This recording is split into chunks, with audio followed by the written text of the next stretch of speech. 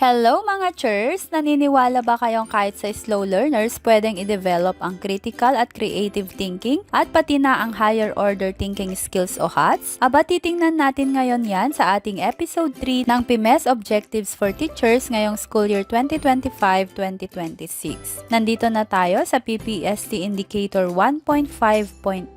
Let's go!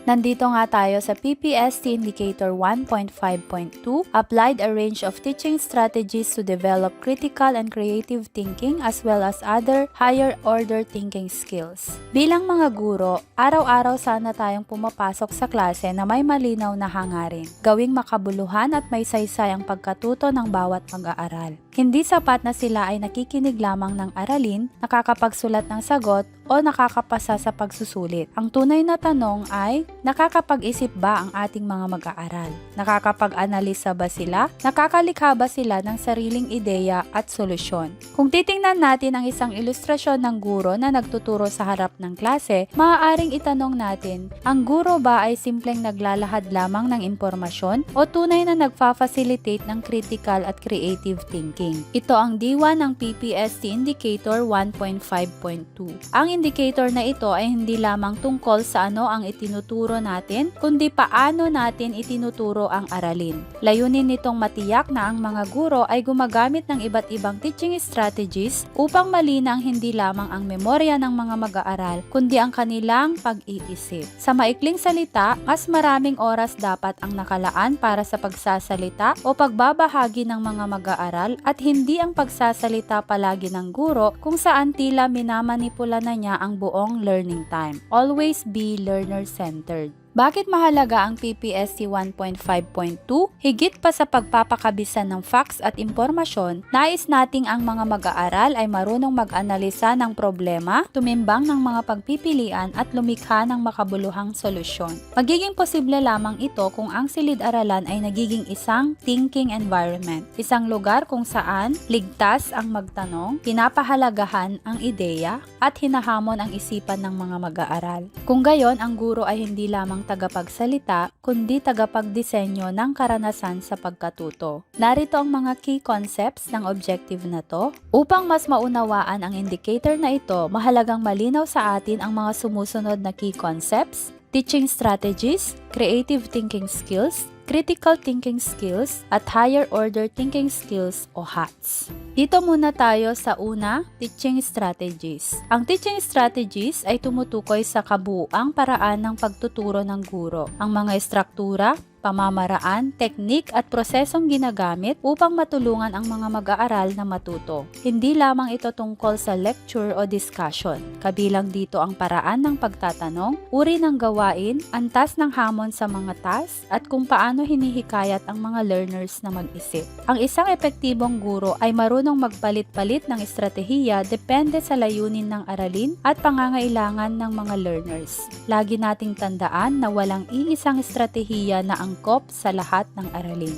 Dito tayo sa second, creative thinking skills. Ang creative thinking skills ay kakayahang mag-isip ng maraming ideya, maghanap ng iba't ibang solusyon, at magbigay ng orihinal at makabuluhang sagot. Hindi ito limitado sa sining. Ang creativity ay mahalaga sa problem solving, pagpaplano, at pagbuo ng bagong konsepto. Kapag hinahayaan natin ang learners na mag-isip ng walang takot magkamali, mas nagiging produktibo sila at makabago ang kanilang naipapakita sa klase. Ikatlo, critical thinking skills. Ang critical thinking skills ay mataas na antas ng pag-iisip na kinabibilangan ng pagsusuri o analysis, pagtataya o evaluation, interpretasyon, at pagbuo ng konklusyon. Ang critical thinker na bata ay hindi basta tumatanggap ng impormasyon. Siya ay nagtatanong, nagdududa ng may batayan at gumagawa ng desisyon batay sa ebidensya. Ikaapat, higher order thinking skills o HOTS. Ang higher order thinking skills ay mas komplikadong proseso ng pag-iisip gaya ng analysis, evaluation, synthesis, reflection, at creativity. Ito ang mga kasanayang naghahanda sa learners hindi lamang para sa paaralan, kundi para sa tunay na buhay.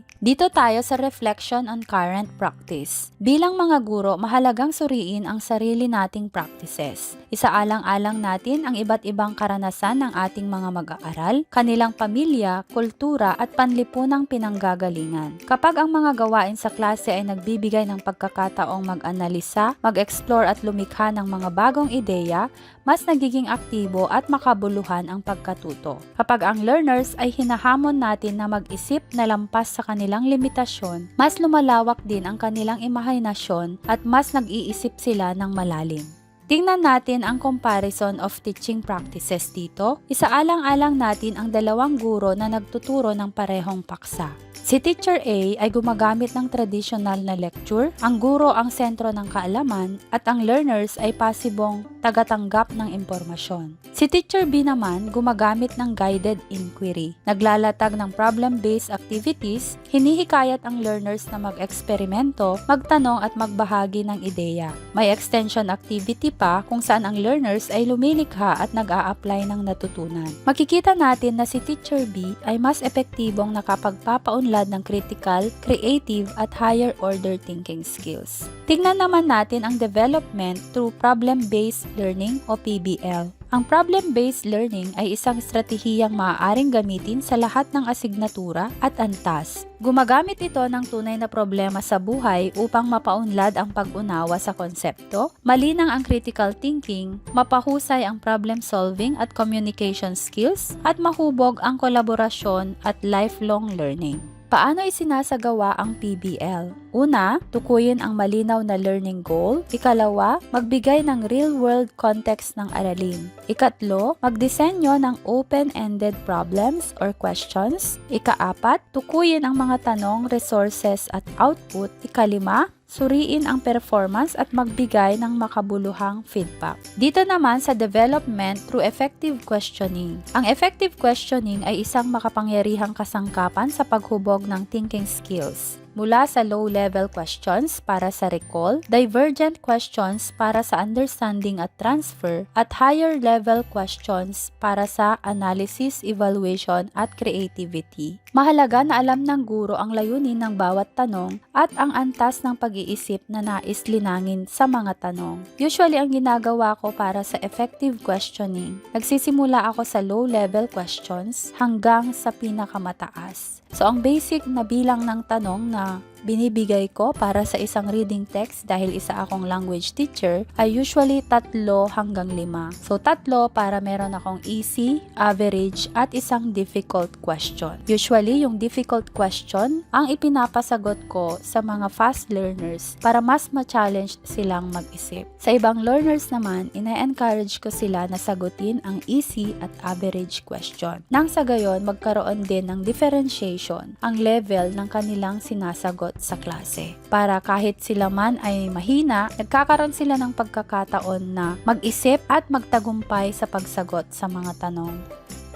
Mahalaga na alam ng guro ang layunin ng bawat tanong at antas ng pag-iisip na nais linangin dahil kasama rito ang pagbibigay ng sapat na waiting time, pagre-rephrase ng tanong, pagre-direct ng sagot, at positibong reinforcement para ma-encourage ang mga mag-aaral na sumagot. Dito naman sa development through visualization. Ang visualization strategy ay tumutulong sa learners na bumuo ng mental images, i-connecta ang teksto sa dating kaalaman, at palalimin ang pangunawa. Mahalaga rito ang modeling ng guro, think, pair, share activities, pagguhit ng mental imagery, pagguhit at mental imagery, at madalas na pagsasanay. Dito sa visualization strategy, napapatunayan natin na a picture is worth 1,000 words. Mayroon tayo ditong konkretong halimbawa ng development through visualization. Sa Filipino or English, sa pagbasa ng teksto, binabasa ng guro ang isang deskriptibong talata tungkol sa isang bagyong dumaan sa isang komunidad. Habang nagbabasa, sinasabi ng guro, habang nakikinig kayo, isipin ninyo kung ano ang nakikita ninyo sa inyong isipan, ang ulan, hangin at mga taong naapektuhan.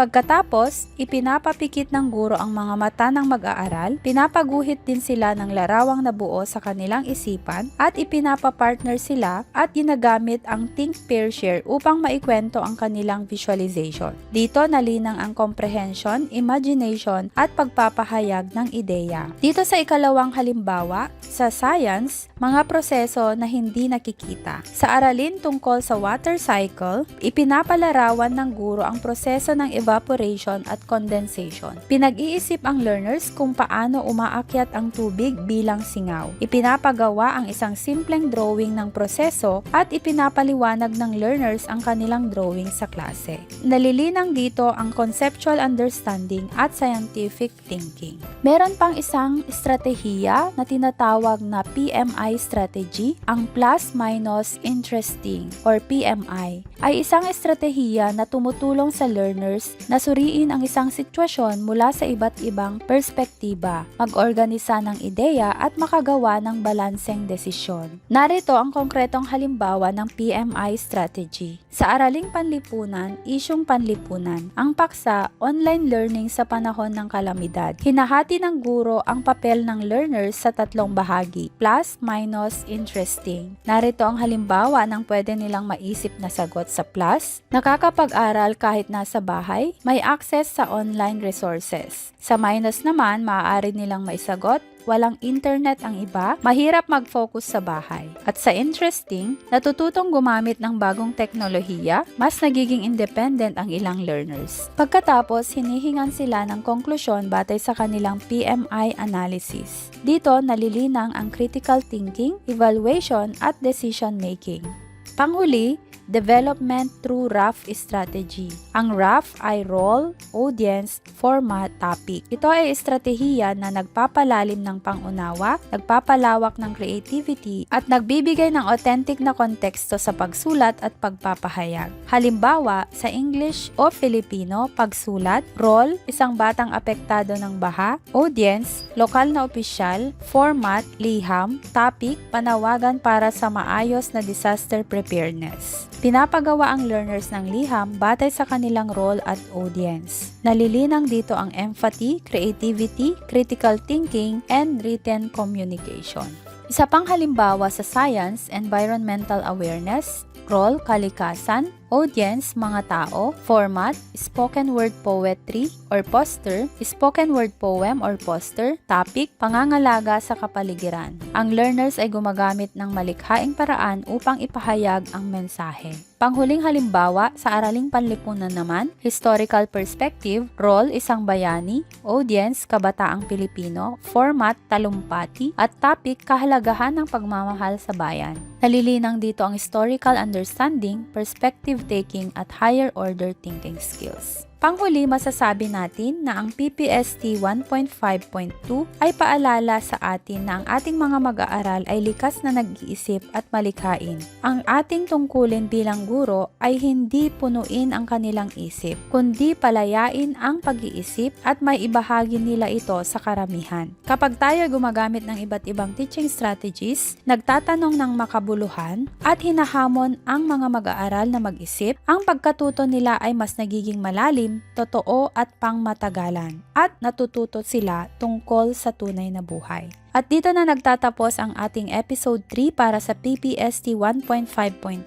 Sana mas naging malinaw kung paano nga ba isinasagawa ang pagpapaunlad ng creative thinking, critical thinking at HATS. Abangan ang episode 4 tungkol naman sa PPST 2.3.2. Dito natin aaralin kung paano gawin ang classroom structure na may iba't ibang groupings and learning environments. Kaya naman, mag-subscribe ka na kung hindi ka pa nakasubscribe and click the notification bell para updated ka sa ating mga bagong videos. Pa-like, comment, and share na rin sa inyong mga teacher friends ang video na to. Paalam! Happy Teching Day!